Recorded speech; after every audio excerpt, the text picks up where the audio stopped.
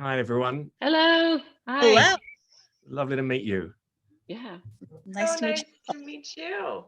Oh. So I think I'm first. So the animation, I'm going to start with this because I absolutely loved it. The animation for Back to the Outback is so beautiful, and the animals are just so darn cute, even though they could probably kill me in an instant. So I was wondering why these specific animals, and then what was the whole design process, behind them? Why make them so cute? And was there ever during a time during like storyboarding or anything that they weren't as cute as they are?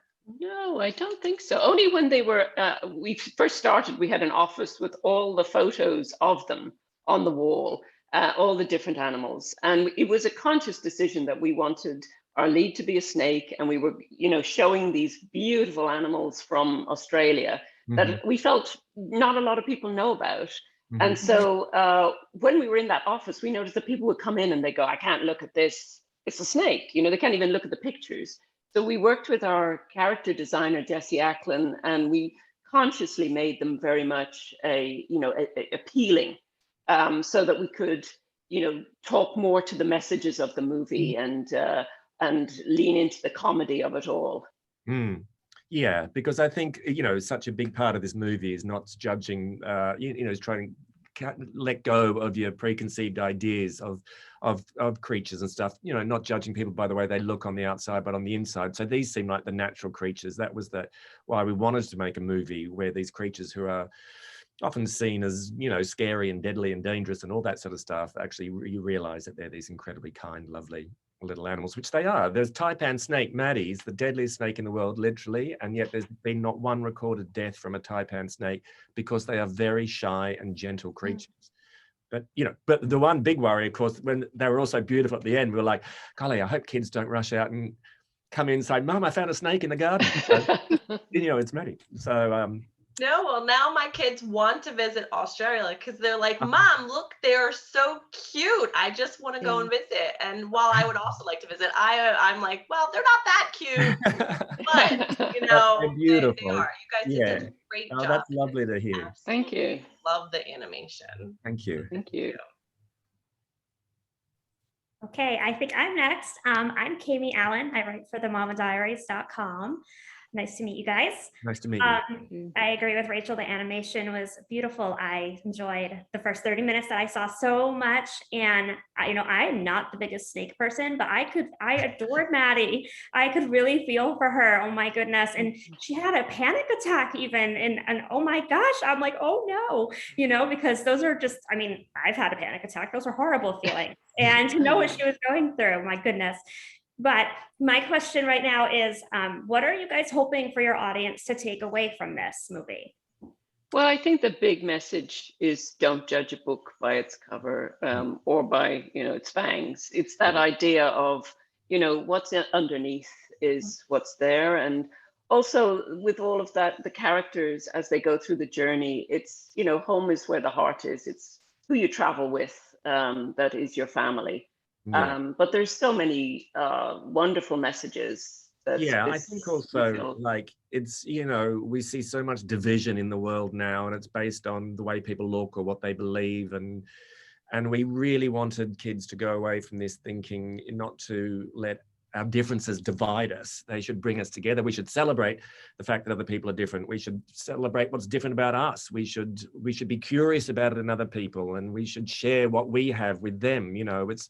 It's about sort of talking, getting to know, there's so many of us on a very small planet. It's this push and pull. It's not working, and it's finding a way that everyone can come together and just understand each other a bit more. So we were using these animals. We deliberately wanted a koala and a snake who are so different to make this point that if these two can get on and overcome their differences and become friends as they do, then anyone can. So that was and we wanted just to make it funny and make everyone laugh after a year and a half of pretty grim times. All right. Well, hi, I'm Christy. I write for Lights Camera Mom, And I wanted to just kind of talk with you guys too. I felt like, kind of as Cammie and Rachel mentioned, the first 30 minutes that we saw is funny, it's heartwarming.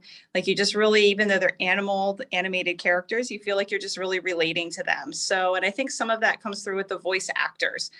So when you're casting voice actors for an animated film, what are you looking for? Like, how do you kind of decide what voice do you have a specific voice in mind when you were casting these, when you were writing these characters, or what were you kind of listening for and choosing, hey, Isla Fisher is going to be our Maddie?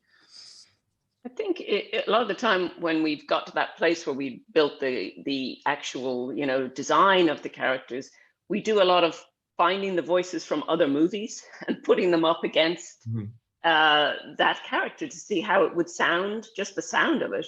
And we also, because it's an ensemble, though we'd put them together to see if they sound, so they're very distinct. And I think in terms of all of these actors, they all brought so much to it. I mean, Maddie and Isla came in, she loved the script. She has such a rich voice and extraordinary comic timing. She just brought so much to the character, not just what was on the script, but then she would make up these little golden jokes that we would add to the movie as well.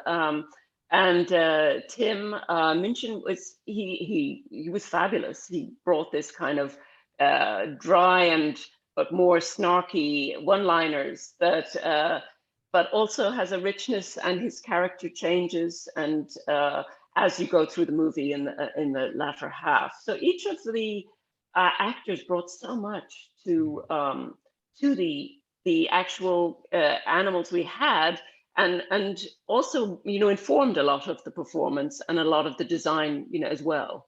Yeah, it becomes a complete collaboration once the actor comes on board, and the characters can often take off in in unexpected and delightful ways. The one that stayed sort of the same throughout was because we knew we wanted her was Jackie Weaver, the crocodile, who we called Jackie because we wanted Jackie Weaver but she stayed true to that design, because that character, because we had her voice in our heads from the beginning. But the rest of them really, we learned a lot along the way by what they brought to it. Great, thank you. So Harry, you touched on the fact that the last couple of years have been not the best. And it's been different territory for everybody. So did the last couple of years impact the creation of this movie? And if so, what was like the biggest hurdle that you ran into making the movie?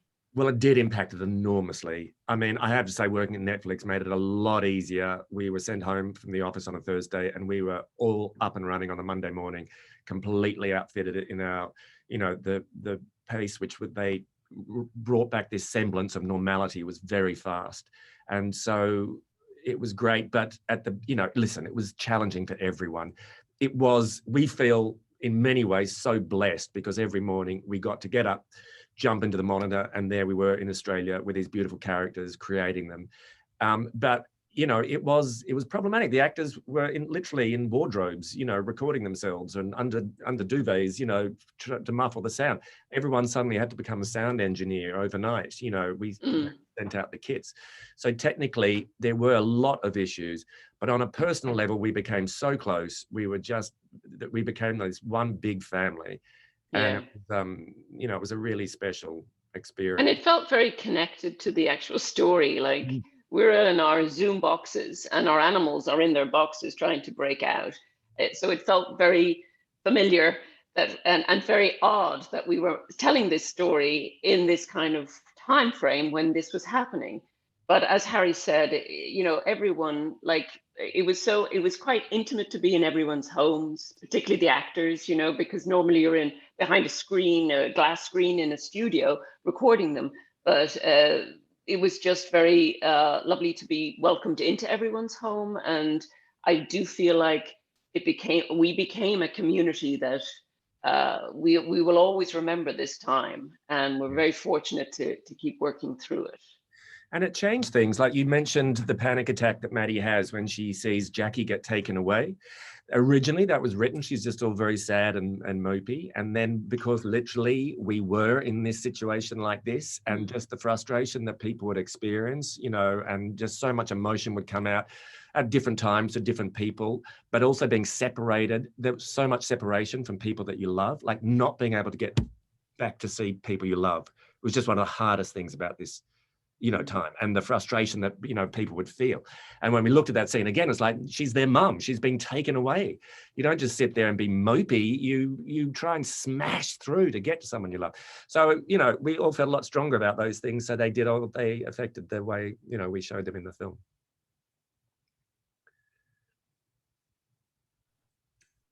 Okay, I was wondering where you got your inspiration to create this film. Well, it actually came through Greg Lessons, our producer. He was the one who called me, and he had been to the Los Angeles Natural History Museum to show his kids the new butterfly enclosure, and they didn't care. They didn't want to. They just wanted to rush up and see the snakes and spiders. And he said, "Wouldn't it be fun to do a thing about, you know, about the where the creepy animals are the heroes of the movie, and the so-called cute and cuddly ones aren't particularly nice at the beginning." And it started from there, and he worked on it for a while, and then he came to me because he thought then Australia is the perfect place to do this film because it's known for having some of the cutest animals and some of the most deadly. It was a perfect place to show those two extremes. And then I came on board and Claire came on board, and it just became this collaboration. But that's where it first started from, the rejection of the butterflies.